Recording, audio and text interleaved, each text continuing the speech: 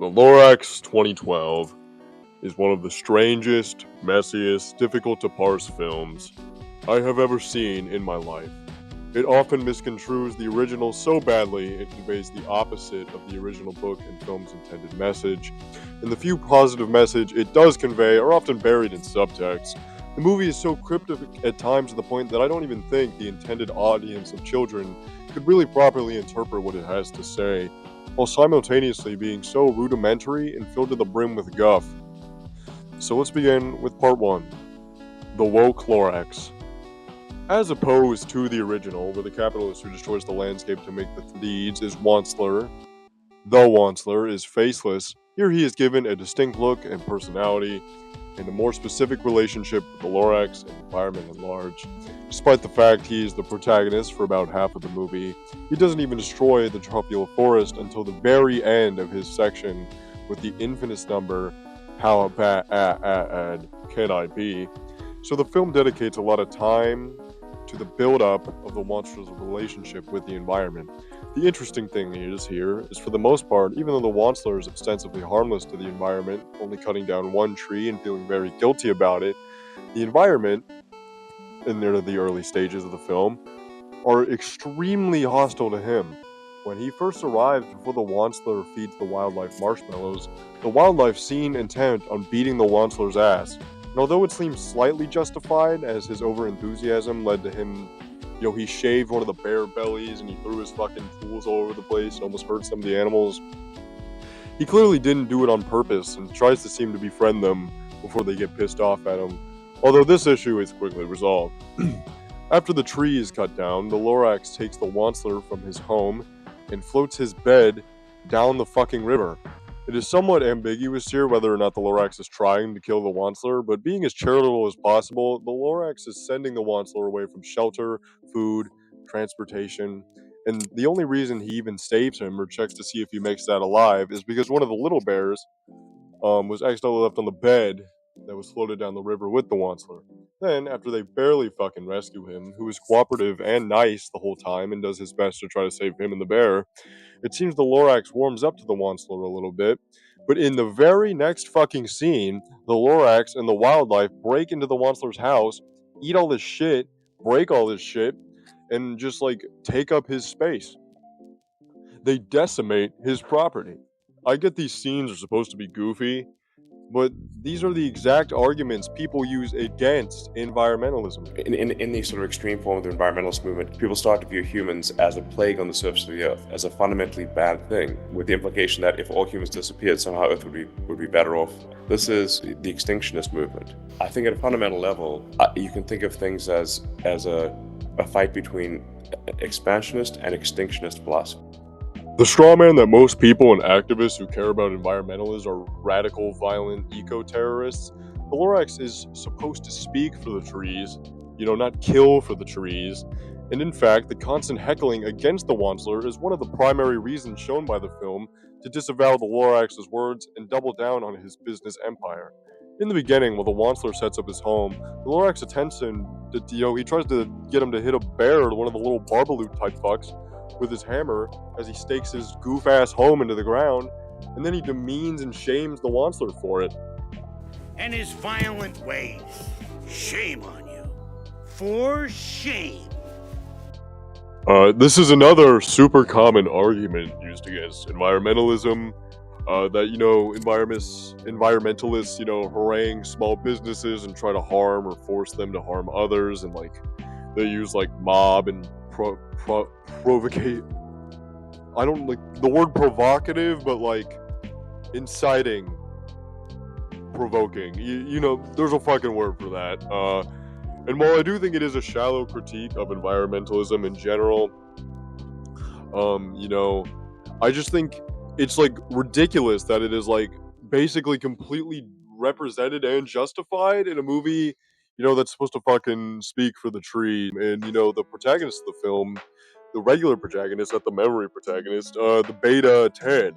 Ted is an expansion on the unnamed boy from the original. Not only does this undermine the fact that the boy is supposed to be, a self-insert, just like the Wansler, he could be anyone can speak for the trees, but Ted's infamous motivation, obtaining the tree to get some pussy.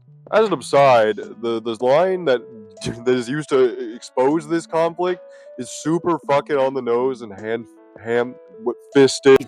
I'm just thinking out loud here. If a guy somehow got you one... Well, I'd probably marry him on the spot.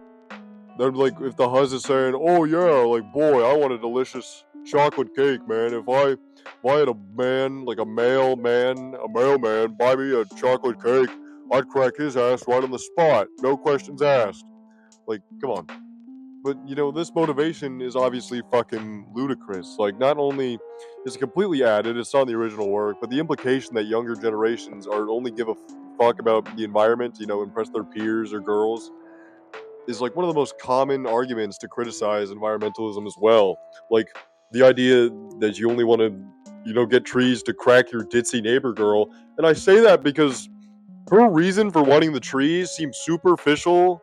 Like, you know, she only says she wants it because of the way they look, and she's obsessed with their like likeness.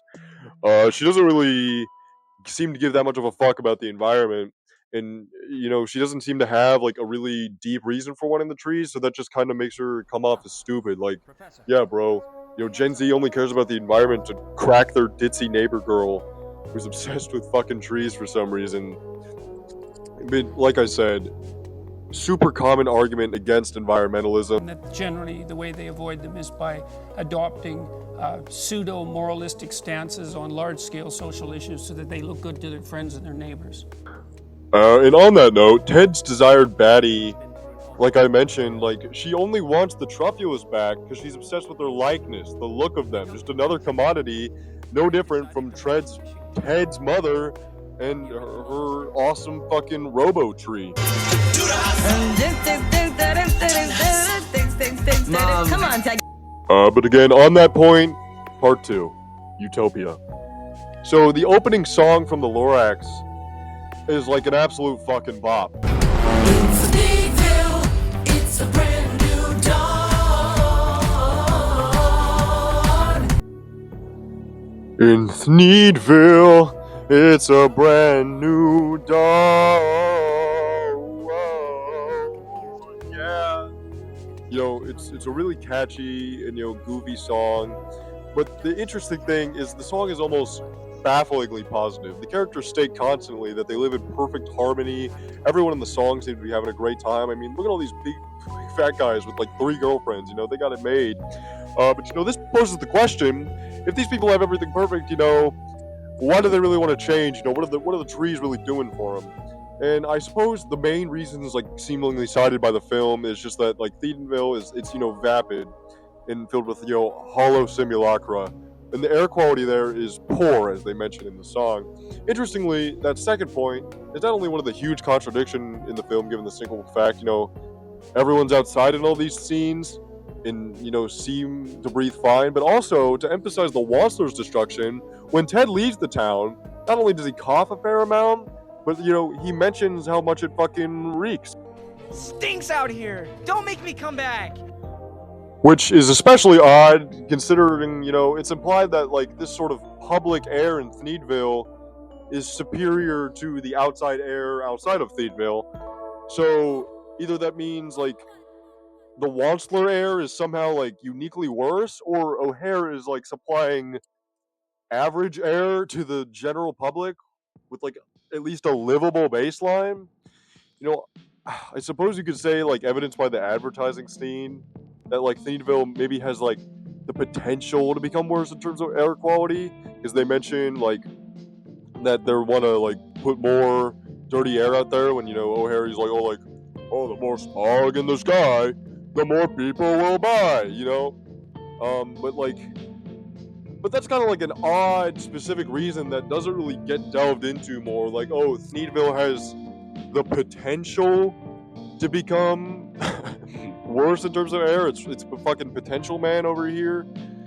And, you know, even if it does get worse, there's no, like, seeming, like, unhappiness in Thneedville. Nobody seems to be impoverished or unable to purchase fresh air. So even if O'Hare did fuck everything up, then, you know, it seems like everyone would still be fine. There's no seeming economic strife in Thneedville at all. Nobody seems discontent at all. So the question is, if, like I said, if this place is so fucking immaculate, why do we need the tree? Not for the creatures or the beauty of nature itself, like as cited in the original. No, the main reason cited by the film is the air. Because they produce fresh air. For free. I think this is, for the most part, pretty retarded. For two reasons. One, the tree is just another, utilitarian product to be useful to humans in the Seussian world. I think that's a pretty lame way to look at trees and a reason to save the environment. I mean, in real life, trees being useful to humans too, and like the animals we eat and being able for us to breathe is, obviously a pretty good argument, pretty essential for the cause of environmentalism. But this elaborate bottled air bullshit is, way less evocative and understandable to the intended child audience of the Lorax. And two, like I said before, the air problem doesn't exactly seem to be a particularly urgent crisis, and the trees do in fact take a while to grow. So if the tree itself doesn't even seem to solve the utilitarian issues the film spends so much time presenting to us, trees, like everything else in Thieville, are just another aesthetic commodity to be chased. Nothing more than that. Part 3. Oh, look, it's...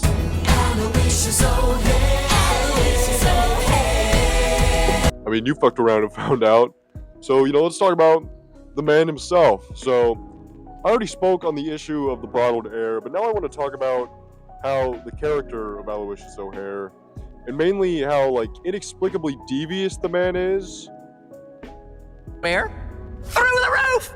So in other words, the more smog in the sky, the more people will buy. He seems to revel in the control of the town and uses violent, authoritarian means to seize Ted's seeds. He wants Ted's seed. Told you, dude. He wants to love you. And I don't have a problem with having, an evil corporate villain in an environmentalist movie generally, but O'Hare is treated in the finale as, solely responsible. Even his two buff himbo guards called, what are they called? McGurk and... Morty. Even the two of them turncoat at the end and blast his ass into space. And, I don't, obviously, I think probably in general, if somebody is the leader of the corporatocracy, I think it's probably fine to depict them as villainous and the workers who are just doing it for a paycheck as, obviously maybe complicit, but, they're not the bad guy, we could all love you, we could all love each other. But I don't think that's correct or adheres to, the original or even this iteration of the film. The original Lorax is so anonymous in its characters just to show that these people can be anyone. Just like you and me, the CEO isn't exactly the enemy here. They didn't cause poverty, strife, or environmental harm. It's the systems, the incentive structures in place that hurt us here. We need to change more than just removing one guy. But oh no, we blast O'Hare into space, dude, we all fucking win, dude. Luigi Mangione save the world type fuck. This is even more interesting considering the man who initially demolished the environment to begin with, the Wansler, is extensively humanized in this film. He is the protagonist for about half of it and is giving much more thorough, in my opinion, interesting characterization than fucking Ted. At first, like I said in part 1, he seems pretty chill with the Lorax and doesn't do any intentional, direct, or even significant harm to the environment before the Wansler's dubious family arrives. The Wansler and the Lorax seem to have, an adversarial but, generally light-hearted relationship after the river scene. And the thing that convinces the Wansler to finally cut down trees en masse is, coaxing and manipulating from his cruel mother. See, you're running a business now. You have to do what's best for the company and your mama. Why is the Wansler our fun little goofball protagonist as compared to O'Hare, who is a completely irredeemable character in the film? Although I suspect this was just due to the fact that the story of the Lorax necessitates a lot of time be spent with the Wansler and the flashbacks. So in order to make an hour 20-minute film plausible, they had to give him a more sympathetic character. But on the note of the OG Wansler, part 4. How bad can he be? So I want to talk about this song in particular as it reveals a sort of interesting angle to the monster that most people overlook, because the song itself is probably the worst musically and like just the most illumination part of the film. Shake that bottom line. Also, the other thing people always mention with the song is that there was a cut song in its place called Biggering, and it's a really like good grungy ballad, that was going to be in the original song's place. And people always bring that song up, because it aligns with the original's messaging. And it obviously just like a much more interesting and somber song for the movie. I think How Bad Can I Be reveals something else that's interesting in the business and environmentalism like fields, especially this day and age. And that is the realization that, corporate and technological progress is not linearly and definitively good. I think a lot of the aversion to climate change policy, specifically among older people, is the simple fact that, the difficulty of accepting or even understanding the fact that progress is not a straight line. And in the song, the monster himself, he talks to himself, and you get to see him cope in real time. And the way he uses excuses to justify his actions in the song, it's almost Shakespearean. In the first clip, he uses the callous excuse of, natural selection, and he even does that in the chorus. Well, there's a principle in nature that almost every creature knows.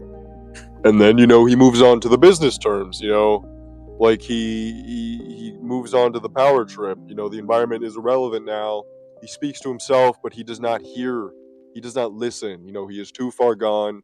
Just like a character from Shakespeare, he reimagines himself, but he simply doubles down on his own ignorance and excuses. But of course, the song famously falls flat for a few reasons. One, the power trip of the Wansler, ignoring the Lorax, is built up and like basically happens for no reason. And even it's implied that it happens because of his family. They're like barely in the movie. Like half of them, like you don't even get their names. Like one of them's called like fucking Uncle Ugg. Is Uncle Ugg ever said in the movie? I don't fucking think so. And nor is his insecurity, like, because of them, like, literally ever brought up in their absence, or, like, really a huge part of his character that's explored. And two, the song is, like, practically the last we see of the young Wansler. There's a small, brief scene right after where his family leaves for some ambiguous reason. I don't know why they're not proud of him. Maybe they should have been proud of him, but they're not, just to, like, I guess, rub salt in the wound. But, like, we never really get to see why the Wansler went down this route and why it's so abrupt. And three, the song, the most commonly cited reason, the song is fucking butt. I'm just saying. It's not very catchy. It's pretty annoying. Most of the lyrics are just kind of stupid. And, wrapping into the other points, it gets much more intense, like, completely out of nowhere, and the ending is just, like, so shit, it's so repetitive. And I think it truly ruins one of the more interesting aspects of the movie that this one explores, and the original really doesn't. But part 5. Conclusion. I've been harsh on the Lorax 2012 in this video, and I think in terms of messaging and reverence to the original, it's an enormous failure. However, I do in fact love the movie because I just think it's a good time. Most of the songs are really good and really catchy. Let it grow, let it grow. You can't reap what you don't sow. O'Hare is an odd addition, but he's really funny. Let it die, let it shrivel up. And, like, I like Ted. He's kind of like an awkward geek. Some of his lines are kind of funny with how, like, rizzless he is. Betty White plays Ted's silly grandma. There's a fat bear who gets up to some fat bear nonsense. I'm glad the film was made. Not only because it's a fun time. So, it made me think. Part 6. Epilogue. Hey, thanks for watching. I really, really appreciate it. Just some closing thoughts. Is it not fucking crazy? A musical starring Zac Efron and Taylor Swift, both in their popularity prime. Neither of them sing until the backup chorus of the final song. Isn't that fucking wild? Also, Ed Helms, who's usually a comic actor, does the singing in this movie, and it is like genuinely fucking amazing. Like the song, I don't even think it has a name. I think it's just called "This Is the Place." But like, dude, this is the place. These tropical trees are just what I need. na na na na na na na na na na na na na na na no, no, no, no, no, no, no, no, no, no, no.